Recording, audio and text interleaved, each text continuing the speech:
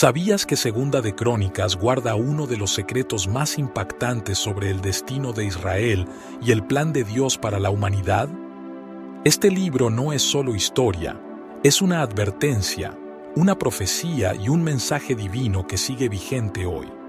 Desde la construcción del glorioso Templo de Salomón hasta la caída de Jerusalén, cada capítulo nos revela las consecuencias de la obediencia y la desobediencia a Dios. Hoy, exploraremos los secretos más profundos de este libro para descubrir qué nos quiere decir Dios en estos tiempos. Prepárate para una revelación sorprendente. El libro comienza con el reinado de Salomón, el hijo de David, quien es recordado por su sabiduría sin igual y su reino próspero. Dios le concedió sabiduría, riqueza y paz, y su gobierno se convirtió en un símbolo de la bendición divina. Bajo su liderazgo, Israel alcanzó su época de mayor esplendor, pero esta prosperidad no era solo para su gloria, sino para demostrar cómo Dios bendice a los que le siguen con fidelidad. Uno de los momentos más cruciales en Segunda de Crónicas es la construcción del Templo de Jerusalén. Salomón, siguiendo las instrucciones de su padre David, edificó una casa para el Señor, hecha con los materiales más preciosos y diseñada con precisión divina. Este templo simbolizaba la presencia de Dios en medio de su pueblo, un lugar donde Israel encontraría dirección, perdón y comunión con su Creador. Cuando el templo fue terminado, Salomón realizó una dedicación espectacular. Ofreció sacrificios innumerables y pronunció una oración poderosa, pidiendo que el templo fuera un lugar de refugio y perdón. En ese momento, el fuego de Dios descendió del cielo y consumió el sacrificio, y la gloria del Señor llenó el templo. Fue un recordatorio de que Dios habita entre los que le buscan con sinceridad. Después de la dedicación del templo, Dios se le apareció a Salomón en un sueño y le hizo una promesa. Si mi pueblo, sobre el cual es invocado mi nombre, se humilla y ora y busca mi rostro y se convierte de sus malos caminos, entonces yo oiré desde los cielos, perdonaré su pecado y sanaré su tierra. Este versículo es uno de los más poderosos de la Biblia, mostrando la misericordia de Dios, pero también su justicia. Si Israel le obedecía, sería bendecido, pero si se alejaba, el juicio vendría sobre ellos. A pesar de su sabiduría, Salomón se desvió del camino de Dios. Se casó con mujeres extranjeras que adoraban dioses paganos y permitió que la idolatría entrara en Israel. Su corazón se alejó del Señor, y aunque su reino no cayó en su tiempo, las semillas de la destrucción ya estaban plantadas. Segunda de Crónicas nos recuerda que ni la mayor sabiduría puede salvar a alguien que abandona la obediencia a Dios. Tras la muerte de Salomón, su hijo Roboam heredó el trono. Sin embargo, por su arrogancia y dureza de corazón, el reino se dividió. Jeroboam lideró las tribus del norte, formando Israel, mientras que Roboam quedó con Judá en el sur. Esta separación fue el comienzo de siglos de conflicto, donde el pueblo de Dios sufriría por su desobediencia y falta de unidad. A lo largo de Segunda de Crónicas, se nos presentan los diferentes reyes que gobernaron Judá. Algunos fueron fieles a Dios, como Josafat, Ezequías y Josías, quienes trajeron avivamiento y restauraron la adoración verdadera. Pero otros, como Manasés y Acaz, hundieron a la nación en idolatría y pecado, atrayendo la ira de Dios. Uno de los reyes más notables fue Josafat, quien confió en Dios incluso en la guerra. Cuando un ejército enemigo se levantó contra Judá, en lugar de confiar en la fuerza militar, convocó al pueblo a ayunar y orar.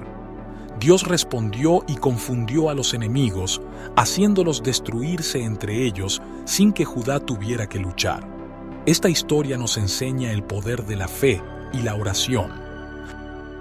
Ezequías fue otro rey que trajo una gran reforma espiritual. Restauró el templo, las festividades y el culto a Dios después de años de corrupción. Bajo su reinado, el pueblo volvió a Dios y experimentó una época de bendición y prosperidad. Su historia nos recuerda que, aunque una nación se aleje de Dios, siempre puede haber restauración. A pesar de los esfuerzos de algunos reyes piadosos, el pueblo de Judá persistió en su pecado. Dios envió profetas como Jeremías, pero no escucharon. Finalmente, Nabucodonosor, rey de Babilonia, invadió Jerusalén, destruyó el templo y llevó al pueblo al exilio. Este fue el castigo por años de idolatría y rebelión. El libro de Segunda de Crónicas termina con una nota de esperanza. Aunque el pueblo fue llevado al exilio, Dios no los abandonó. Décadas después, el rey Ciro de Persia permitió que los judíos regresaran a Jerusalén para reconstruir el templo. Esto muestra que Dios siempre tiene un plan de restauración, incluso cuando todo parece perdido. La historia de Segunda de Crónicas no es solo un relato del pasado, sino un espejo para nuestras propias vidas. Nos muestra el poder de la obediencia a Dios, el peligro de alejarnos de Él y la seguridad de su misericordia cuando nos arrepentimos. Cada rey, cada evento y cada profecía nos recuerdan que la fidelidad a Dios trae bendición, pero el pecado tiene consecuencias. Hoy en día, seguimos enfrentando decisiones similares. ¿Seguimos a Dios o nos alejamos de su camino? A lo largo del libro, Dios envió profetas como Isaías, Jeremías y Zacarías para advertir al pueblo. Estos hombres valientes hablaron en nombre de Dios, llamando al arrepentimiento. Muchos fueron perseguidos e ignorados, pero sus palabras se cumplieron con exactitud.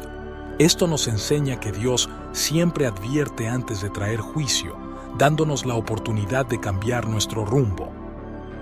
Uno de los temas más recurrentes en Segunda de Crónicas es la idolatría. A pesar de las advertencias, el pueblo adoraba dioses falsos y se alejaba de la verdadera fe. Esto provocó su ruina. Hoy en día, la idolatría puede tomar muchas formas: el dinero, el poder, la fama. Este libro nos advierte que nada puede ocupar el lugar de Dios en nuestras vidas sin traer consecuencias. El templo construido por Salomón no era solo un edificio, era el símbolo de la presencia de Dios entre su pueblo. Representaba el lugar donde Dios habitaba y donde los pecados eran perdonados. Pero Jesús, en el Nuevo Testamento, enseñó que ahora nosotros somos el templo del Espíritu Santo. Esto significa que Dios no habita en edificios, sino en los corazones de quienes le siguen. A pesar de la decadencia espiritual de Judá, hubo reyes como Josías y Ezequías que trajeron avivamiento. Estos líderes destruyeron los ídolos, restauraron el templo y llevaron al pueblo de regreso a Dios. Sus historias nos muestran que, sin importar cuán oscuro sea el panorama, siempre hay oportunidad de restauración si buscamos a Dios de todo corazón. Uno de los momentos más trágicos de Segunda de Crónicas es la destrucción del templo por los babilonios. Lo que una vez fue la gloria de Israel quedó reducido a ruinas por la desobediencia del pueblo. Esto nos recuerda que la desobediencia repetida puede llevarnos a perder las bendiciones que Dios nos da. Tras la destrucción del templo, el pueblo fue llevado a Babilonia, lejos de su tierra prometida. Esto simboliza lo que sucede cuando nos alejamos de Dios. Perdemos nuestra verdadera identidad y libertad. Pero aún en el exilio, Dios tenía un plan de restauración. El libro termina con una esperanza poderosa. Dios nunca abandona a su pueblo. A través del rey Ciro, Dios permitió que los judíos regresaran y reconstruyeran Jerusalén. Esto nos enseña que, aunque pasemos por momentos difíciles, Dios siempre tiene un plan para restaurarnos. Este libro nos prepara para la llegada de Jesús.